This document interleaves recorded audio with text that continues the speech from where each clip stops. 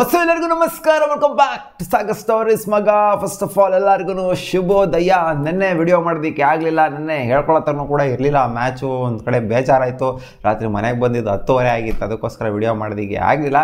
ಬೆಳಗ್ಗೆ ಎದ್ದು post match analysis ಮಾಡ್ತಾ ಇಲ್ಲ, ಯಾಕಂದರೆ ಟ್ರ್ಯಾಜಿಡಿ ಆಗೋಗ್ಬಿಟ್ಟಿದ್ದು. ನಮ್ಮ ಬೆಂಗಳೂರು ಬುಲ್ಸ್ಗೆ ವರ್ಸ್ಟಾಗಿ ಆಡಿದ್ರು.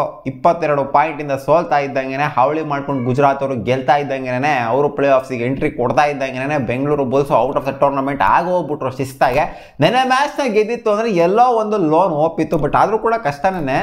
ನೆನ್ನೆ ಮ್ಯಾಚ್ ಗೆದ್ದಿದ್ರು ಕೂಡ ಕಷ್ಟನೇ ಇತ್ತು ಕ್ವಾಲಿಫೈ ಆಗೋದು. ಇವಾಗ ನಾವು ಪಾಯಿಂಟ್ಸ್ ಟೇಬಲ್ ನೋಡ್ತಾ ಅಂದರೆ ಸಿಕ್ಕಾಪಟ್ಟೆ ಕಾಂಪಿಟೇಟಿವ್ ಆಗಿ ಕಾಣಿಸ್ತಿದ್ರು. ಲಾಸ್ಟ್ ಸೀಸನ್ ಥರ ಇಲ್ಲ ಪಾಯಿಂಟ್ಸ್ ಟೇಬಲು. 63 ಪಾಯಿಂಟ್ ತೊಗೊಂಡು ಕ್ವಾಲಿಫೈ ಆಗೋ ಥರ ಸಿನಾರಿಯೋ ಕಾಣಿಸ್ತಾ ಇಲ್ಲ. ಇನ್ನೂ ಜಾಸ್ತಿ ಪಾಯಿಂಟ್ಸ್ಗಳು ಬೇಕು. ಆಲ್ಮೋಸ್ಟ್ ಎಲ್ಲ 70 ಪಾಯಿಂಟ್ಸ್ ತೊಗೊಂಡು ಕ್ವಾಲಿಫೈ ಆಗುವಂಥ ಹಂತದಲ್ಲಿ ಕಾಣಿಸ್ತಾ ಇದ್ದಾರೆ. ಸೊ ಪಾಯಿಂಟ್ಸ್ ಟೇಬಲಲ್ಲಿ ಡಿಸ್ಪ್ಲೇ ಮಾಡಿದ್ರೆ ನೋಡ್ತಾ ಇರ್ಬೋದು. ಬೆಂಗಳೂರು ಬುಲ್ಸ್ಗೆ ಇನ್ನೂ ಏನಾರು ಚಾನ್ಸ್ ಇದೆಯಾ ಅಂತ ಕೇಳಿದ್ರೆ ನೀವು ಇರೋವಂಥದ್ದು ಬೆಂಗಳೂರು ಬುಲ್ಸ್ಗೆ 2 ಮ್ಯಾಚು ಮ್ಯಾಕ್ಸಿಮಮ್ ಎಷ್ಟು ಪಾಯಿಂಟ್ ಸಿಗುತ್ತೆ ನಮಗೆ? 58 ಪಾಯಿಂಟ್ ಸಿಗುತ್ತೆ. 58 ಪಾಯಿಂಟ್ ಇಟ್ಕೊಂಡು ಕ್ವಾಲಿಫೈ 100% ಆಗೋದಕ್ಕೆ ಆಗೋದಿಲ್ಲ. ಆದ್ದರಿಂದ ಬೆಂಗಳೂರು ಬುಲ್ಸು ಪಕ್ಕ out of the tournament. 63 point ಜೊತೆಗೆ 60 ಪಾಯಿಂಟು ಹರಿಯಾಣ ಸ್ಟೀಲರ್ಸ್ ಇಟ್ಕೊಂಡಿದ್ರು ಆಲ್ರೆಡಿ.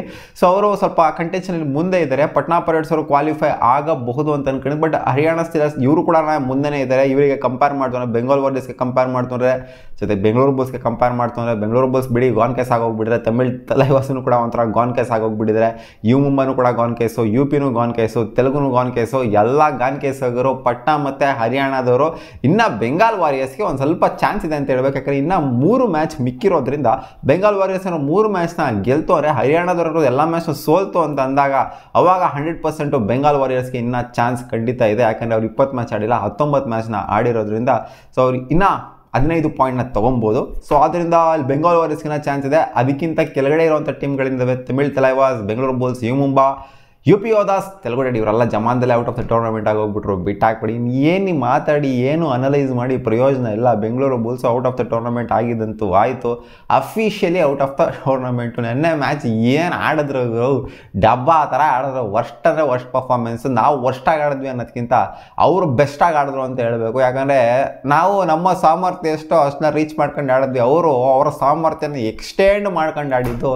ಅದಕ್ಕೋಸ್ಕರನೇ ಅವರು ಈ ಒಂದು ಸ್ಥಾನದಲ್ಲಿದ್ದಾರೆ. ನಾನು ಅನ್ಕೊಂಡಿದ್ದೆ ಏನೋ ಆಗುತ್ತೆ, ಗುಜರಾತ್ ಜೈಂಟ್ಸ್ ಮೇಲೆ ಏನೋ ಒಂದು ಮಾಡ್ತಾರೆ ಗುರು ಅಂತ ಅನ್ಕೊಂಡಿದ್ದೆ, ಬಟ್ ಅಷ್ಟು ಕಾಣಲಿಲ್ಲ. ಇವ್ರು ಪುಣೆ ಮೇಲೆ ಕಾಣಿಸ್ತಷ್ಟು ಕೂಡ ಇವ್ರ ಮೇಲೆ ಕಾಣಿಸ್ಲಿಲ್ಲ. ಕಿಚ್ಚು ಗೆಲ್ಲಬೇಕು ಅನ್ನೋದು ಕಾಣಿಸ್ತಾ ಇರಲಿಲ್ಲ. ಸೊ ಓಕೆ, ಇವಾಗ ಅಲ್ಟಿಮೇಟ್ಲಿ 4 ಟೀಮ್ಗಳು ಕ್ವಾಲಿಫೈ ಆಗಿದ್ದಾವೆ. ಪಟ್ನಾ ಮತ್ತು ಹರಿಯಾಣ ಕಂಟೆನ್ಷನ್ಲಿದ್ದಾರೆ. ಪುಣೆ ಸಾಕಾತ್ ಈ ಟೂರ್ನಮೆಂಟಲ್ಲಿ ಫುಲ್ಲು ಹಬ್ಬರಿಸಿದ್ದಾರೆ. ಜೈಪುರ ಕೂಡ ಈ ಟೂರ್ನಮೆಂಟ್ ಫುಲ್ ಹಬ್ಬರಿಸಿದ್ದಾರೆ. ಟಾಪ್ 4 ಅಂತ ಎಲ್ಲರೂ ಕೂಡ ಹಬ್ಬರಿಸಿದ್ದಾರೆ. ದಬಾಂಗ್ದಲ್ಲಿ ಜೊತೆಗೆ ಗುಜರಾತ್ ಜೈಂಟ್ಸು ಎಲ್ಲ ಟಾಪ್ 4 ಕೂಡ ಒಂಥರ ಕ್ವಾಲಿಟಿ ಟೀಮ್ಗಳೇ. ನಮ್ಮ Bengaluru Bulls starting of the ಸೀಸನಲ್ಲಿ ಹೇಳಿದ್ದೆ, ಒಂದು ಫಸ್ಟ್ 4-5 ಮ್ಯಾಚ್ನ ನೋಡ್ಬಿಟ್ಟೇ ಹೇಳಿದ್ದೆ, ಯಾವಾಗ ಗೋತಾ ಹೊಡೆದ್ರು ಅಲ್ಲೇನೆ ಇವರು ಕ್ವಾಲಿಫೈ ಆಗಲ್ಲ ಬಿಡೋರು. ಕ್ವಾಲಿಫೈ ಆದ್ರೂ ಕೂಡ ಏನೋ ಅಪ್ಪಿತಪ್ಪಿ 6ನೇ ಪೊಸಿಷನಲ್ಲಿ ಕ್ವಾಲಿಫೈ ಆದ್ರೂ ಕೂಡ ಇವರು 100% ಟ್ರೋಫಿನ ಗೆಲ್ಲಲ್ಲ ಅಂತ ಅವಾಗಲೇ ಹೇಳ್ಬಿಟ್ಟಿದೆ. ಸೊ ಅದೇ ಥರ ಆಯಿತು ಅಷ್ಟೇ. ಬೆಂಗಳೂರು ಬುಲ್ಸ್ ಕ್ವಾಲಿಫೈ ಆಗಬೇಕಾಗಿತ್ತ, ಕ್ವಾಲಿಫೈ ಆಗುವಂಥ ಆಟ ಆಡಿದ್ದಾರೆ ಟೂರ್ನಮೆಂಟಲ್ಲಿ ಅಂತ ಕೇಳಿದ್ರೆ ಖಂಡಿತ ಕ್ವಾಲಿಫೈ ಆಗುವಂಥ ಆಟ ಏನು ಆಡಿಲ್ಲ. ಟು ಬಿ ಹಾನೆಸ್ಟ್, ಎಲ್ಲೋ ಒಂದು ಸ್ವಲ್ಪ ಮ್ಯಾಚ್ಗಳು ಅಲ್ಲಿ ಇಲ್ಲಿ ಆಡಿದ್ದಾರೆ. ಅದನ್ನು ಬಿಡ್ತು ಅಂದರೆ ಥ್ರೂಔಟ್ ಟೂರ್ನಮೆಂಟ್ ಏನಂತ ಪುಡಾಂಗ್ ಪ್ರದರ್ಶನ ಇವಾಗ ಇವ್ರು ಕೊಟ್ಟಿರಲ್ಲ, ಪುಣೆಯವ್ರು ಕೊಟ್ಟಿರಲ್ಲ, ಗುಜರಾತ್ ದಬಾಂಗ್ ಮತ್ತು ಜೈಪುರ್ ಕೊಟ್ಟಿರಲ್ಲ ಆ ಥರ ಪರ್ಫಾರ್ಮೆನ್ಸ್, ಪಟ್ನಾದವ್ರು ಕೊಟ್ಟಿರಲ್ಲ ಆ ಥರ ಪರ್ಫಾರ್ಮೆನ್ಸನ್ನು ಕೂಡ ನಮ್ಮ ಬೆಂಗಳೂರು ಬುಲ್ಸ್ ಕೊಟ್ಟಿಲ್ಲ. ಅದಕ್ಕೋಸ್ಕರ ಡಿಸರ್ವಿಂಗೇ ಇದ್ದಾರೆ. ಯಾವ ಸ್ಥಾನದಲ್ಲಿ ಅಲಂಕರಿಸ್ತಾರೆ ಅಂತ ಕಾದು ನೋಡಬೇಕು. 7th ಪೊಸಿಷನ್ ಎಂಡ್ ಮಾಡ್ತಾರಾ, 8th ಪೊಸಿಷನ್ ಎಂಡ್ ಮಾಡ್ತಾರಾ, 9th ಪೊಸಿಷನ್ ಎಂಡ್ ಮಾಡ್ತಾರಾ, ಅಥವಾ ಇನ್ನೂ ಕೆಳಗೆ ಎಂಡ್ ಮಾಡ್ತಾರಾ ಅಂತ. ಯಾಕಂದರೆ ಆಲ್ಮೋಸ್ಟ್ 9th ಎಂಡ್ ಮಾಡೋ ಥರ ಸಾಧ್ಯತೆ ಕಾಣಿಸ್ತಿದೆ. 9th ಅಥವಾ 10th ಎಂಡ್ ಮಾಡೋವಂಥ ಸಾಧ್ಯತೆ. ಇನ್ ಕೇಸ್ ಏನಾದ್ರು ಮುಂಬೈದವ್ರು ಬೆಟ್ರಾಗಿ ಆಡ್ತು ಅಂದರೆ 10th ಹೋಗ್ಬೋದು, ಅಥವಾ 9th 8th ಈ ಸ್ಲಾಟಲ್ಲೇ ಎಂಡ್ ಮಾಡಿದ್ರು ಮಾಡಬಹುದು.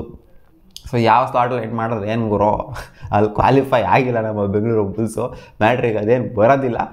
ಸೊ ನೆಕ್ಸ್ಟ್ ಸೀಸನ್ಗೆ ನಾವು ಆಲ್ ದ ಬೆಸ್ಟ್ ಹೇಳಬೇಕಷ್ಟೇ ನಮ್ಮ ಗೂಳಿಗಳಿಗೆ. ಈ ಸೀಸನು ವರ್ಸ್ಟ್ ಆಗಿದ್ದು ನಮ್ಮ ರೈಡಿಂಗ್ ಡಿಪಾರ್ಟ್ಮೆಂಟ್. ಡಿಫೆನ್ಸ್ ಏನೋ ಪರವಾಗಿರಲಿಲ್ಲ ಗುರು, ಡಿಫೆನ್ಸ್ ಏನೋ ಮಾಡ್ತಾಯಿದ್ರು, ಬಟ್ ರೈಡಿಂಗ್ ಡಿಪಾರ್ಟ್ಮೆಂಟಲ್ಲಿ ಯಾರು ಕೂಡ ಒಂಥರ ಮೇಯ್ನ್ ರೈಡರಾಗಿ ನಮಗೆ ಕಾಣಿಸ್ತಾ ಇಲ್ಲ. 3 ಜನ ಮೇಯ್ನ್ ರೈಡರ್. ಇವಾಗ ನೋಡಿ ಪುಣೆ ರಿಪೋರ್ಟನ್ಸು, ಜೈಪುರ್ ಇವರೆಲ್ಲ ಹೆಂಗೆ 3 ಜನ ಪುಡಾಂಗ್ ರೈಡರ್ಗಳನ್ನ ಇಟ್ಕೊಂಡಿದ್ದಾರೆ.